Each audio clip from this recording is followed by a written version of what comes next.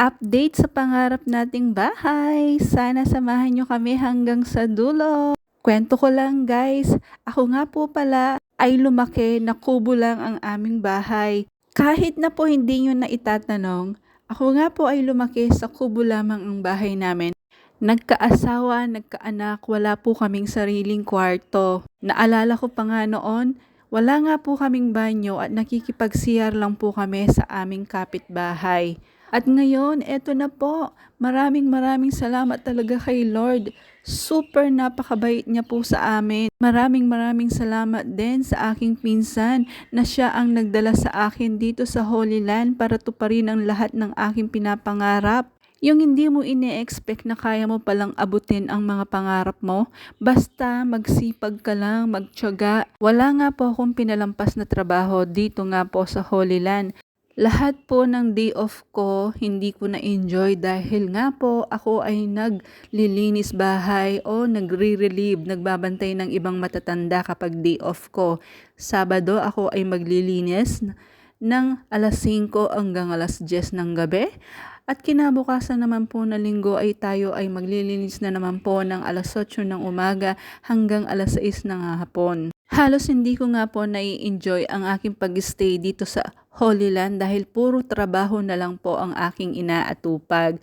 Pero okay lang yon, masaya po ako dahil sa mga nakakamit ko ngayon. Hindi naman nga po masama ang mag-enjoy paminsan-minsan, pero yung akin po kasi, ayan, minamadali ko na po talaga dahil nga wala naman kasiguraduhan kung hanggang kailan ka nga nasa abroad. Kaya bago ako bumili ng kung ano-ano o pumasyal-pasyal, unahin ko muna po ang aking mga pangarap.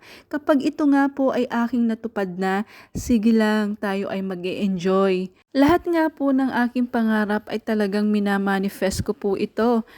Sinusulat ko nga palagi sa papel kung ano yung mga pinapangarap ko.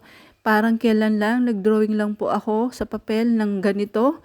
Ngayon, eto na nga po. Tupad na nga po siya. Hindi ko po sinishare to para ipagyabang. Sinishare ko po to para makapag-inspired po tayo sa iba. Sabi nga nila, kapag inggit, pikit, alam ko po maraming naiinis. Bakit ko pa daw ito pinapakita? Sabi pa niya sa akin, work hard in silence, let success be your noise. Depende rin po kasi sa mga tao kung anong pananaw nila. Iba dapat ma-inspired ka dahil alam ko kung kaya ko, kaya mo rin. Ako nga na hindi nakapag-aral na kaya ko, ikaw pa ba na alam kong kaya mo rin? Maging masaya po tayo sa success ng iba. At gawin natin itong inspirasyon para makamit natin ang ating sariling pangarap. Balik tayo sa ating pinapagawa.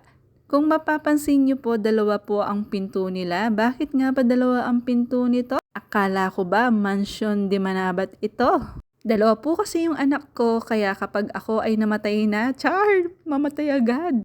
Diba, may ipapamana na po ako sa kanila. Siyempre, hindi muna tayo mamamatay dahil nga kailangan i-enjoy muna natin ang ating mga pinaghirapan. Matagal ko pong itong pinag-isipan kung ipopost ko nga po, for public nga po ito. Sa totoo lang po, halos tapos na po ito. Di ko lang po talaga ina-upload pero tapos na po siya. Sabihin ko rin po kung magkano nga ba ang ginastos ko sa pagpapagawa ng 2 butas na bahay na to. Hindi nga po madali ang magpagawa ng bahay dahil talagang stressful.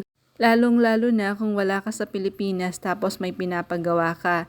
Kahit may plano pa yan, hindi maiiwasan na ikaw ay ma-stress. Hindi dahil hindi maganda yung pagkakagawa or may stress ka dahil minsan nauubusan ka na ng budget at wala ka ng pera. At sa kagustuhan mong matapos ito agad, yung iba nga nang-uutang pa nga, diba?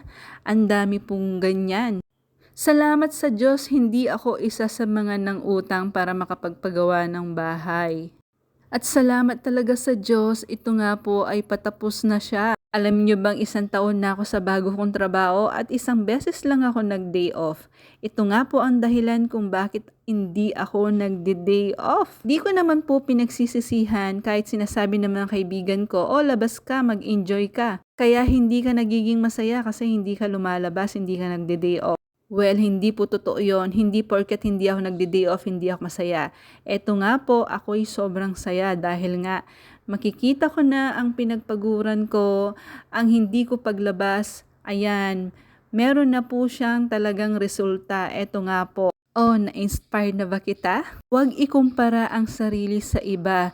Kung ako ay meron ng ganito, hintayin mo lang yung sayo, darating na din. Basta magsikap ka lang at magtiyaga. Tandaan, when the time is right, the Lord will make it happen. Tandaan mo, kahit hindi ka nakapag-aral, hindi ito hadlang para ikaw ay maging successful. Diskarte sa buhay at kasipagan nga ang kailangan. At syempre, samahan mo ng maraming dasal at tiwala sa iyong sarili na kaya mo ngang abutin ang iyong mga pangarap. Ayan po, guys. May 2 kwarto sa taas. Ayan. Hindi nga gaanong kalakihan ng kwarto pero malaki po yan sa personal. So guys, magkano nga ba ang nagastos namin sa pagpapagawa ng bahay na to? Kung hanggang ngayon ikaw ay nanonood, ibig sabihin gusto mo talagang malaman kung magkano nga ba ang nagastos namin sa pagpapagawa nito. Kung hanggang ngayon ikaw ay nanonood, nagustuhan mo nga itong video ito at sana mag-like ka, pusuan mo, mag-comment ka na rin at kung hindi ka pa nag-follow sa akin, please follow po.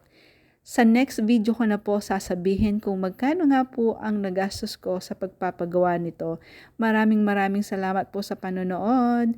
God bless po sa ating lahat at sana po na-inspired po kayo dito po sa aking video ito. Thank you!